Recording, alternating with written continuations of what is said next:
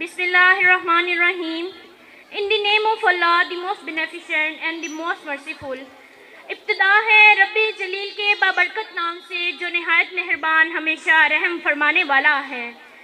तेरा है कितना एहसान मौला, तेरा है कितना एहसान मौला, तेरे नाम से इब्तिदा कर रही हूँ और ज़बान जिसको बख्शी है तूने ये हिम्मत, उसी से मैं तेरी सना कर रही हूँ। एक्सेल ग्रुप ऑफ स्कूल्स के मुअज़्ज़िज़ सर कलीम हैदर साहब और मैम शाइस्ता की इजाज़त से फंक्शन का बाकायदा आगाज़ करना चाहूँगी। तकरीब का बाकायदा आगाज़ तिलावती कुरान मजीद फुरकान हमीद से किया जाता है। तिलावती कुरान मजीद के लिए मैं दावत देना चाहूँगी हंजला अजमल को कि वो आएँ और तिलावती कुरान रहमान पेश करें। हंजला अजमल। जहाँ में उनसा चेहरा है नखंदा-ए जबी कोई, जहाँ में उनसा चेहरा है नखंदा-ए जबी कोई, अभी तक जन सकीना होते उनसा हंसी कोई, नहीं रखी है कुदरत ने मेरे आका कमी तुझ में, नहीं रखी है कुदरत ने मेरे आका कमी तुझ में, जो चाहा आपने मौला वो रखा है सभी तुझ में। नाते रसूल मकबूल सल्लल्लाहु अलैहि वसल्लम के लिए मैं दावत देना चाहूँगा किंजा अकबर को कि वो स्टेज पर तशरीफ़ लाएं और नाते रसूल मकबूल सल्लल्लाहु अलैहि वसल्लम से हमारे दिलों को मुनव्वर फरमाएं। किंजा अकबर। माशाअल्लाह। मेरे हाथों से और मेरे होठों से खुशबू जाती नहीं, मेरे हाथों से और मेरे होठों से खुशबू जाती नहीं, मैंने इसमें मोहम्मद को लिखा बहुत और चूमा बहुत। ये थी किंजा अकबर जो नाते रसूल मकबूल सल्लल्लाहु अलैहि वसल्लम पेश कर रही थी। ये हमारी तकरीब का हिस्सा है कि हम अपने मेहमानाने गिरामी को वेलकम करते हैं। तो वेलकम टैब्लो के लिए मैं दावत देना चाहूँगी शफकत गार्डन ब्रांच से जोहास टीम कि वो आएँ और वेलकम टैब्लो पेश करें। आपकी भरपूर तालियों में वेलकम करेंगे जोहास टीम।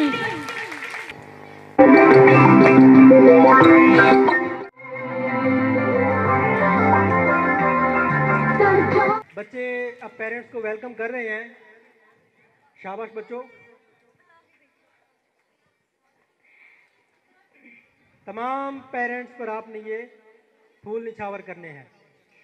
जोरदार तालियां बच्चों के लिए, बच्चों की हौसला अफजाई करेंगे।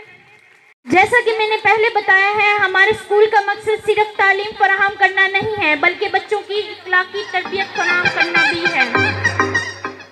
बच्चों की इखलाकी और जिस्मानी तरबियत भी फराहम करना है। तकरीब के सिलसिले को आगे बढ़ाते हुए अब मैं एक बात कहनी चाहूँगी कि जब पाकिस्तान बना था तो कायद ने 3 असूल हमें बताए थे: ईमान, इत्तेहाद, तंजीम। हाज़रीन महफिल, ईमान, इत्तेहाद, तंजीम, ये 3 वो असूल हैं जिन पर अमल पैरा होकर हम कोई भी कामयाबी की मंजिल हासिल कर सकते हैं। मेरा और मेरे बच्चों का आज सबसे ये सवाल है, क्या हम एक हैं? क्या हम एक हैं कि टॉपिक पे अब आने जा रही है बेहतरीन परफॉर्मेंस जिनकी टीम को लीड कर रहे हैं ऐमन। जोरदार तालियों से बच्चों को इनवाइट करेंगे। क्या हम एक हैं? आप सब हाथ खड़ा करके बताइएगा, क्या हम एक हैं? जी हाँ, हम एक हैं। हम मिलजुल कर काम करेंगे। हम वालिदैन और इस्तिज़ा मिलकर एक मुट्ठी की मानी इकट्ठे होकर बच्चों की अच्छी परवरिश करेंगे जी इंशाअल्लाह। इंशाअल्लाह जोरदार आवाज में इंशाअल्लाह। कुरान पाक में पहले पारे में लिखा हुआ है कि अल्लाह और उसके रसूल के बाद अगर किसी का हुक्म मानने का कहा गया, यानी कि तरतीब है, अल्लाह और उसके रसूल के बाद वालिदैन का हुक्म मानने का कहा गया। डायरेक्ट कुरान पाक में कहा गया कि वालिदैन का हुक्म माने। मैंने चंद दिन पहले स्कूल में, क्योंकि जब क्लास होती है तो बच्चों को साथ साथ मोटिवेट भी किया जाता है, तकरीबन 1 हफ्ता 10 दिन मैं बच्चों को वालिदैन की अहमियत पर बताता रहा, क्योंकि आपने देखा होगा कि मुख्तलिफ इदारे हैं, जैसे सफाई का एक अमला है, उनका एक इदारा है, उस इदारे की ज़िम्मेदारी है कि वो सफाई करते हैं, या नैब है, करप्शन रोकने के लिए ये इदारा है, करप्शन रोकी जाती है, उनकी ज़िम्मेदारी है, उन्होंने करप्शन रोकनी है। लेकिन इसके बावजूद एक मुहिम चलाई जाती है, हफ्ता या 10 दिन की, 4 दिन की, 3 दिन की एक मुहिम चलती है, उसमें सफाई का कहा जाता है, वो अमला भी सफाई करता है, साथ बाकी लोग भी, शहरी भी सफाई करते हैं, साथ देते हैं उनका। इसी तरह करप्शन भी रोकी जाती है, इसके लिए भी मुहिम जारी की जाती है। तो मैंने भी ऐसे ही 7 से 10 दिन एक मुहिम चलाई, वालिदैन की अहमियत के बारे में बताया, क्योंकि एक बात को जब हम बार बार बताते हैं तो उस चीज़ की अहमियत बच्चों को पता चलती है। अगर हम एक ही बार कोई बात बताते हैं, बच्चों को उस चीज़ का अंदाज़ा नहीं होता कि इसकी कितनी अहमियत है। तो वालिदैन की अहमियत पर स्पीच के लिए आएंगी महविश, आपकी भरपूर क्लैपिंग में।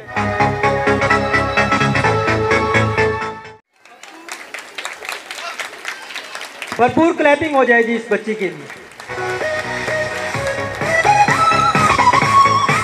हमारे आखिरी आका हज़रत मोहम्मद सल्लल्लाहु अलैहि वसल्लम, जिनके बाद कोई नबी पैदा नहीं होगा।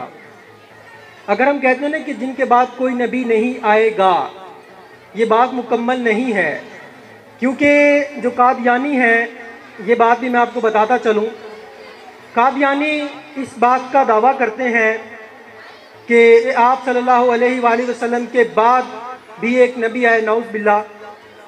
उनके जो खलीफा हैं, उनका वो नाम लेते हैं कि वो आखिरी नबी है, और वो दायरे इस्लाम से खारिज हैं, मुसलमानों को वो भटकाते हैं। वो ये सवाल करते हैं कि क्या आप सल्लल्लाहु अलैहि वसल्लम के बाद कोई नबी नहीं आएगा? तो हम सब कहते हैं कि जी उनके बाद कोई नबी नहीं आएगा। लेकिन वो कहते हैं कि हज़रत ईसा अलैहिस्सलाम, क्या वो नहीं आएंगे? वो आएंगे। तो इस बात पर वो हमें क्या करते हैं, कच्चा कर देते हैं कि नबी तो आएगा, लेकिन अगर हम उन्हें ये बात क्लियर कर दें कि नबी दोबारा पैदा नहीं होगा। हज़रत ईसा अलैहिस्सलाम पहले पैदा हो चुके हैं, अब वो दोबारा उतारे जाएंगे।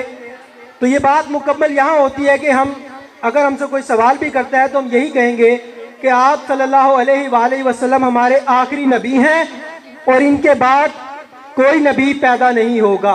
क्या हम सबका इस बात पर ईमान है? क्या हम सबका इस बात पर ईमान है? अगर हमारा इस बात पर ईमान ना हो तो हम दायरा इस्लाम से खारिज हो जाते हैं। सीरतुन नबी सल्लल्लाहु अलैहि वसल्लम पर स्पीच के लिए मैं प्यारे से बच्चे को दावत दूंगा, आपकी भरपूर तालियों में हंजला क्लास 5। आप सब एक बार दुरूद शरीफ पढ़ लें, सब एक बार दुरूद शरीफ पढ़ लें।